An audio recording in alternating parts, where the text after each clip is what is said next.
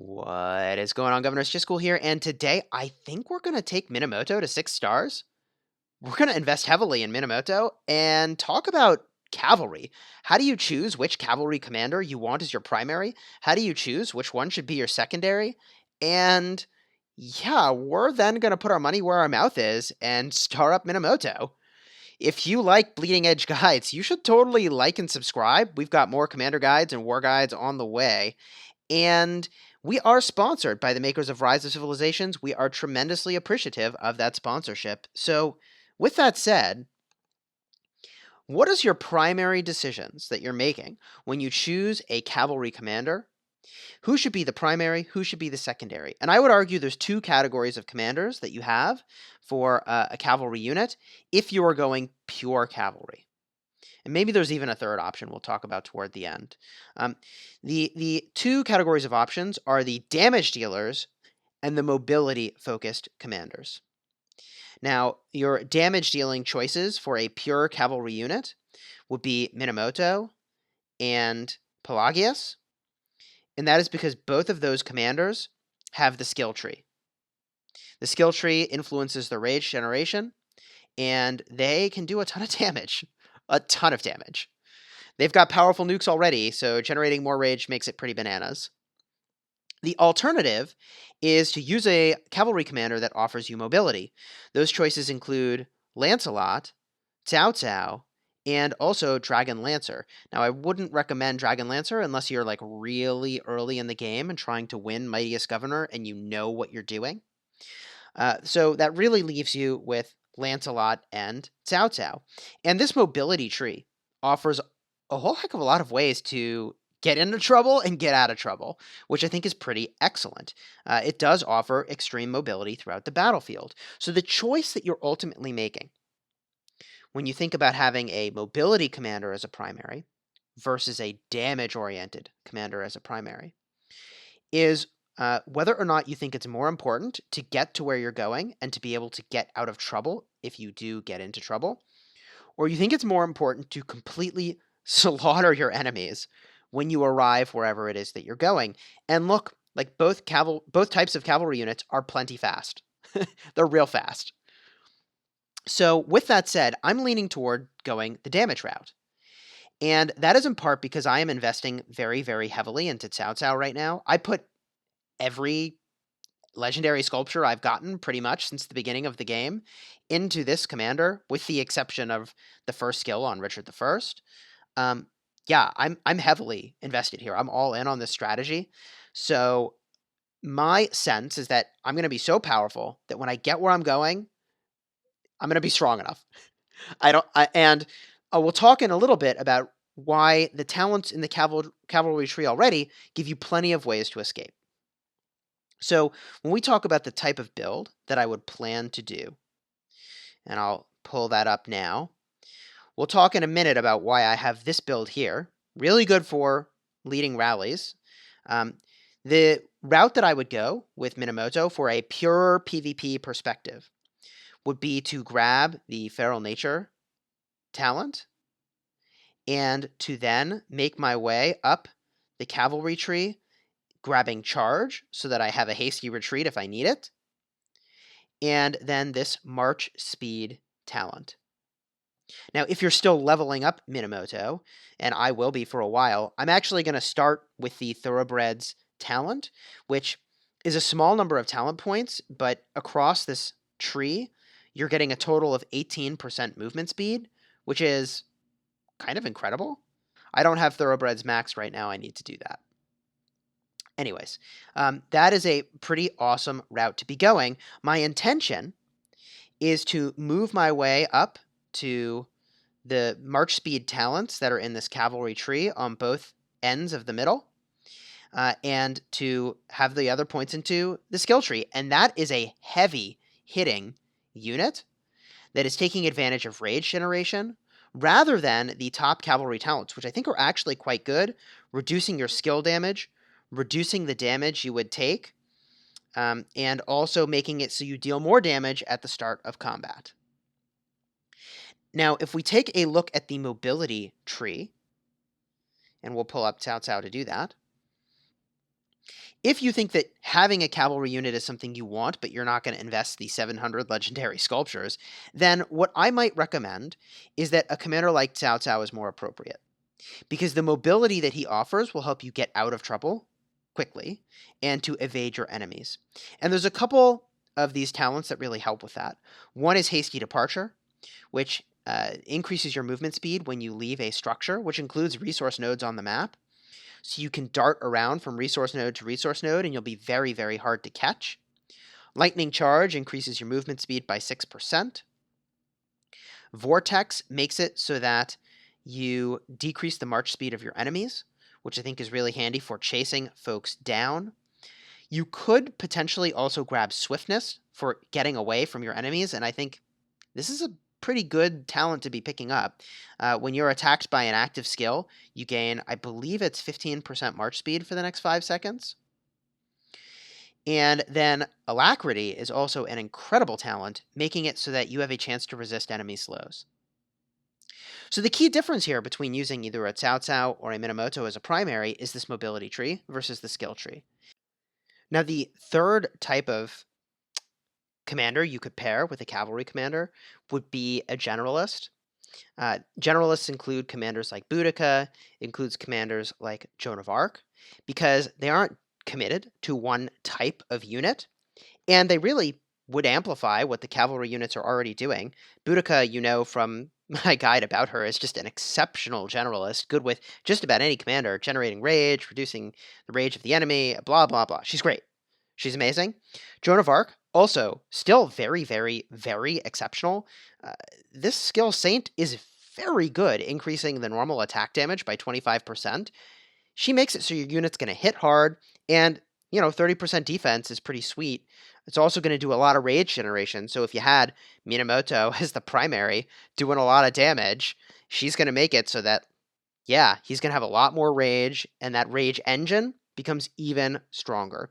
So those are a few of the commanders I would recommend if you're going the generalist route.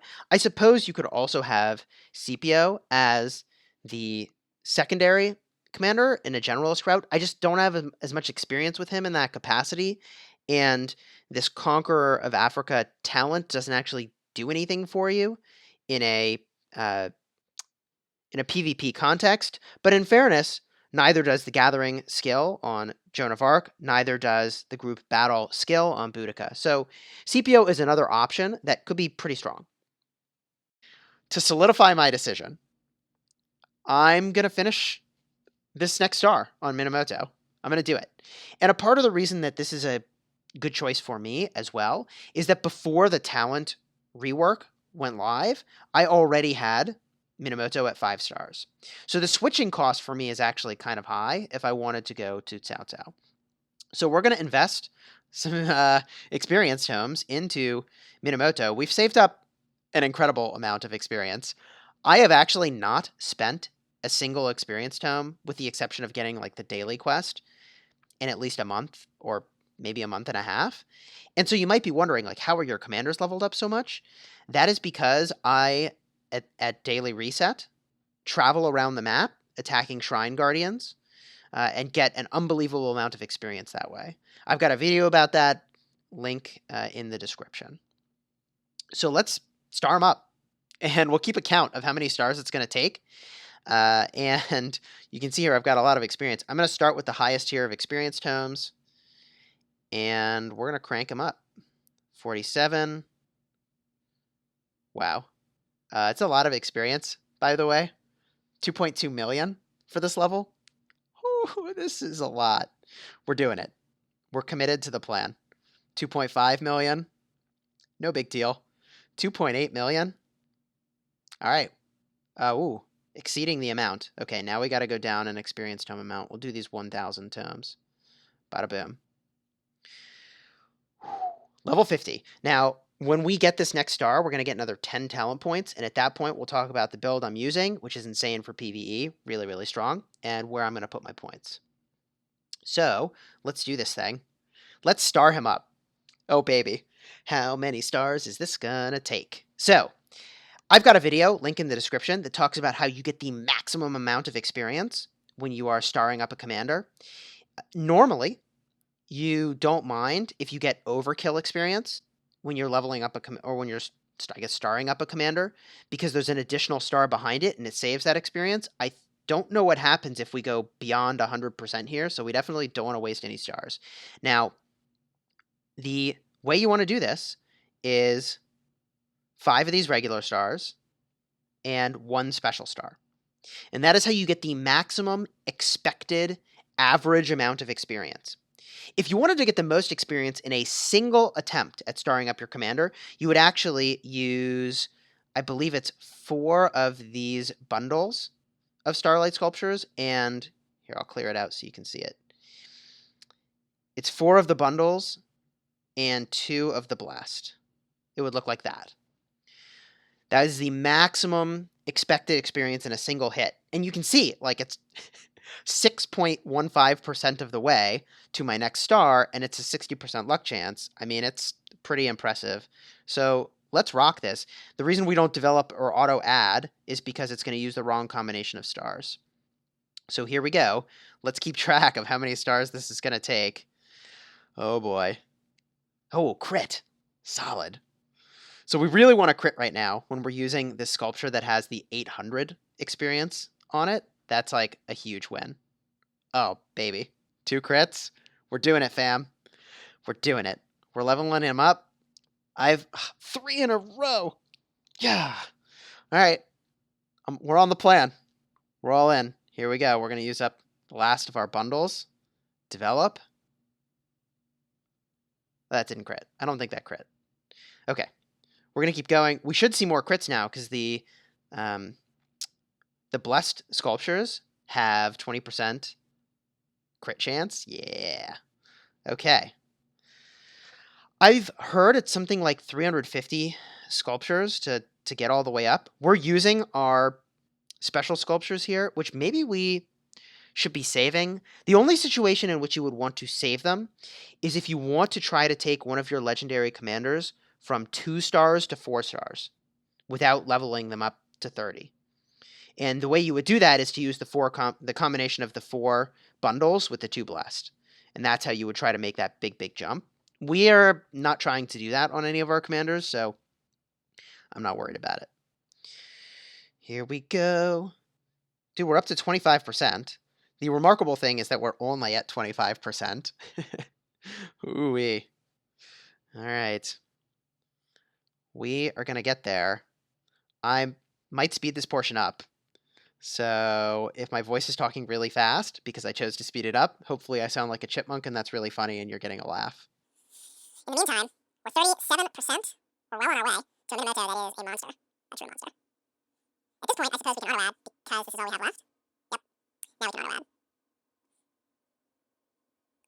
Holy moly. Are we gonna make it?